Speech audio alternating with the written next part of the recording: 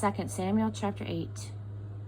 In the days that followed, David struck hard at the Philistines. He brought them to their knees and he took control of the countryside. He also fought and defeated Moab. He chose 2/3 of them randomly and executed them.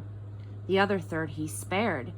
So the Moabites fell under David's rule and were forced to bring tribute.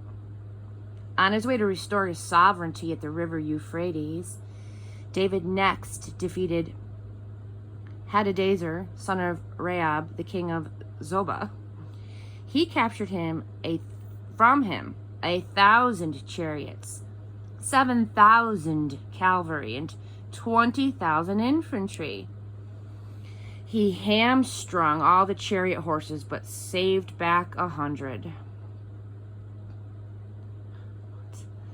When the Arameans from Damascus came to the aid of Hadadezer, king of Zobah, David killed 22,000 of them. David set up a puppet government in Aramean Damascus. The Arameans became subjects of David and were forced to bring tribute. God gave victory to David wherever he marched. David plundered the gold shields that belonged to the servants of Hadadezer and brought them to Jerusalem.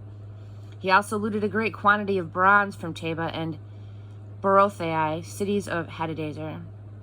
Toi, king of Hamath, heard that David had struck down the entire army of Hadadezer, so he sent his son Joram to King David to greet and congratulate him for fighting and defeating them, for Toi and Hadadezer were old enemies.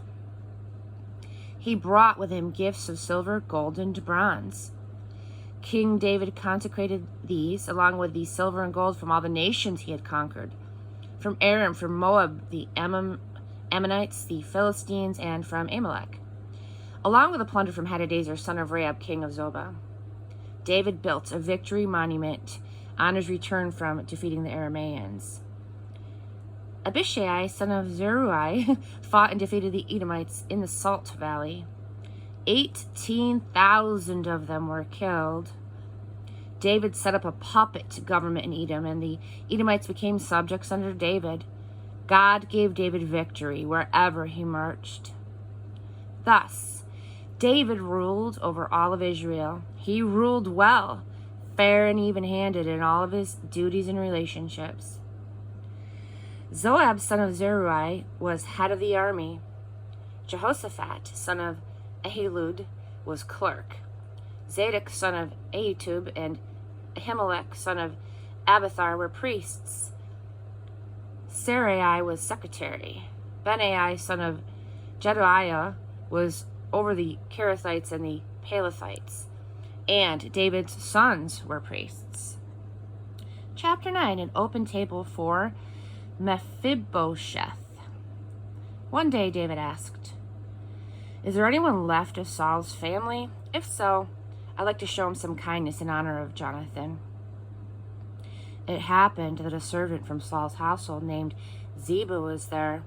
They called him into David's presence. The king asked him, "Are you Ziba?" "Yes, sir," he said.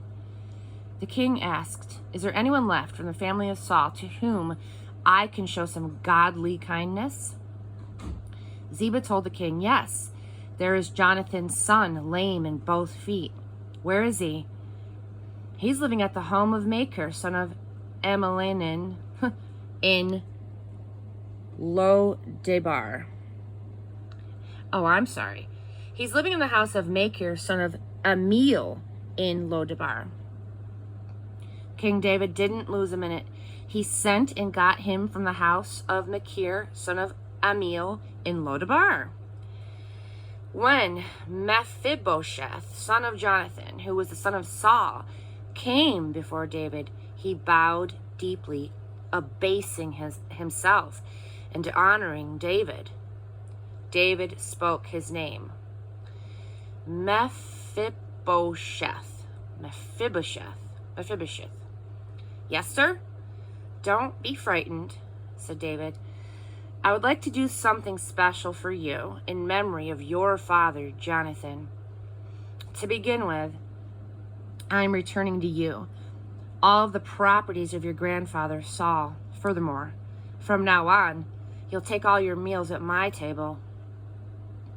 Shuffling and stammering, not looking him in the eye, Mephibosheth said, "Who am I that you pay attention to a stray dog like me?" David then called in Ziba, Saul's right-hand man, and told him, "Everything that belonged to Saul and his family, I have handed over to your master's grandson. You and your sons and your servants will work his land and bring in the produce, provisions for your master's grandson. Mephibosheth himself, your master's grandson, from now on, will take all of his meals at my table." Ziba had 15 sons and 20 servants. "All that my master the king has ordered his servant," answered Ziba, "your servant will surely do." And Mephibosheth ate at David's table just like one of the royal family. Mephibosheth also had a small son named Micah. All who were part of Ziba's household were now the servants of Mephibosheth. Mephibosheth lived in Jerusalem, taking all his meals at the king's table. He was lame in both feet.